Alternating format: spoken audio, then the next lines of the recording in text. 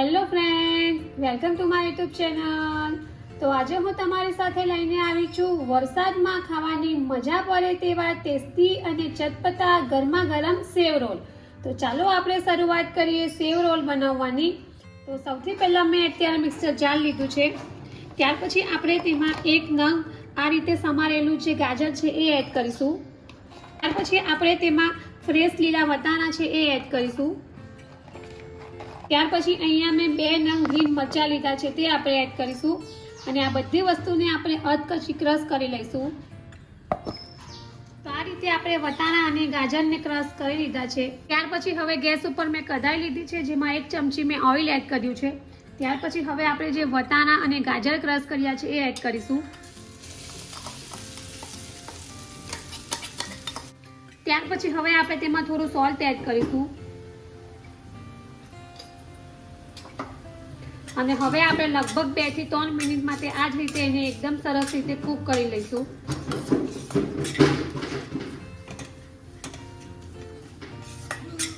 તો લગભગ 2 થી 3 મિનિટ થઈ ગઈ છે અને વટાણા અને જે ગાજર છે એ પણ એકદમ સરસ રીતે થઈ ગયા છે. તો હવે આપણે ગેસ ઓફ કરી દઈશું. ત્યાર પછી અહીંયા મેં કાચનો બાઉલ લીધો છે, તેમાં આપણે 2 નંગ બોઇલ પોટેટો એડ કરીશું અને આ રીતે આપણે મેશ કરી લઈશું. ત્યાર પછી હવે આપણે એમાં મસાલા એડ કરીશું.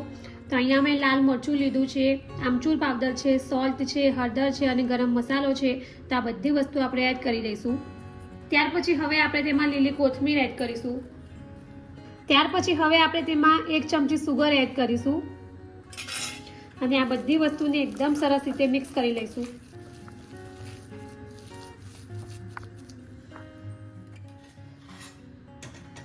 ત્યાર પછી હવે આપણે આ મિશ્રણમાં જે વટાણા અને ગાજરને આપણે સાંતળી લીધા હતા એ એડ કરીશું.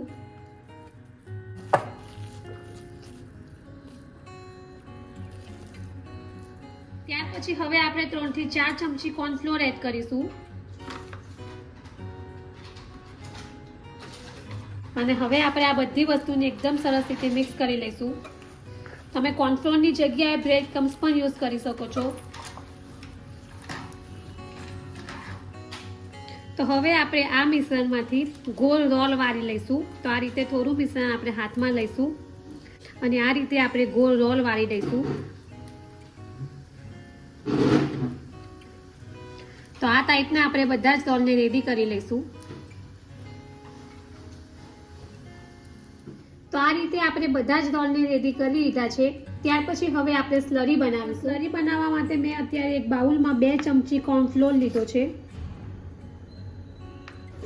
ત્યાર પછી આપણે તેમાં 1 ચમચી મેંદો એડ કરીશું અને હવે આપણે પાણી એડ કરીશું અને સ્લરી બનાવી દઈશું.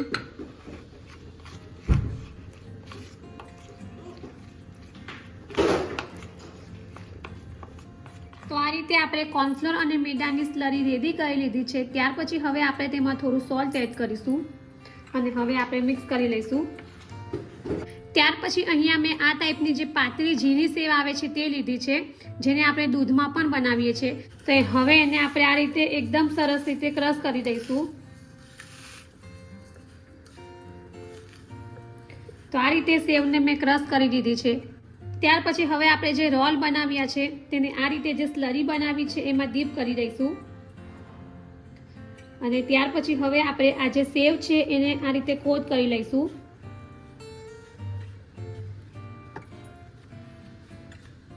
તો આ રીતે આપણે બધી જ બાજુથી સેવથી જે રોલ છે એને કોટ કરી લીધા છે. તો બીજા બધા રોલ્સને પણ આપણે આ જ રીતે રેડી કરી લઈશું. તો આ રીતે આપણે બધા જ સેવ રોલને રેડી કરી લીધા છે. ત્યાર પછી હવે આપણે એને ફ્રાય કરીશું. તો અહીંયા મેં ઓઇલને પહેલેથી જ ગરમ કરવા મૂકી દીધું હતું. તો હવે આપણે જે સેવ રોલ બનાવ્યા છે એને ફ્રાય કરી લઈશું.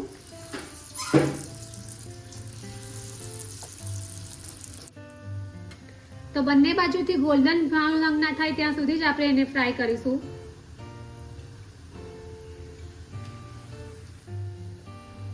તો આ રીતે આપણા જે સેવ રોલ છે તેને ફ્રાય થઈને રેડી થઈ ગયા છે. તો હવે આપણે એને સર્વિંગ પ્લેટમાં સર્વ કરીશું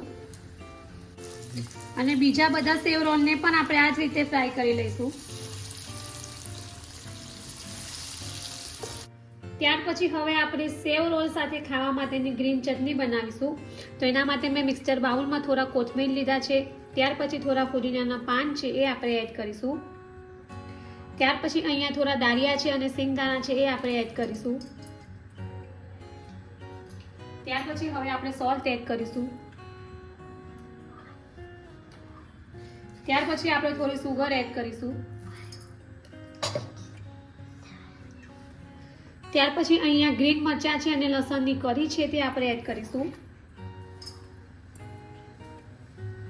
ત્યાર પછી હવે આપણે થોડો લીંબુનો રસ એડ કરીશું.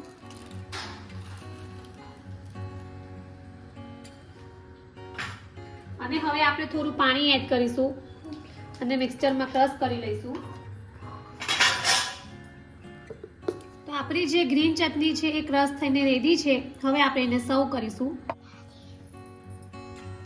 તો તમે જોઈ શકો છો કે એકદમ ક્રિસ્પી એવા આપણા સેવ રોલ બન્યા છે. અને આ જે સેવ રોલ છે તે ગરમ ગરમ જ ખાવાની મજા આવે છે. તો રેડી છે વરસાદમાં ખાવાની મજા પડે તેવા ટેસ્ટી અને ચટપટા સેવ રોલ, જેને મેં ગ્રીન ચટણી સાથે સર્વ કર્યા છે. તો ફ્રેન્ડ્સ, તમે પેટીસ કે કટલેસ તો ઘણીવાર બનાવતા હશો, પણ જો આ રીતે ક્રિસ્પી એવા સેવ રોલ ટ્રાય ન કર્યા હોય તો એકવાર જરૂરથી ટ્રાય કરજો અને કમેન્ટ બોક્સમાં મને જણાવજો કે તમને મારી આ રેસીપી કેવી લાગી છે. જો તમને મારી આ ક્રિસ્પી સેવ રોલની રેસીપી પસંદ આવી હોય તો મારી ચેનલને લાઈક અને શેર જરૂરથી કરજો અને આવી જ બીજી નવી નવી રેસીપીઓ જાણવા માટે મારી ચેનલને સબસ્ક્રાઈબ કરવાનું ભૂલતા નહીં. તો ફરી પાછા આવા જ નવા વિડીયો સાથે મળીશું. ત્યાં સુધી bye bye and thank you for watching my video.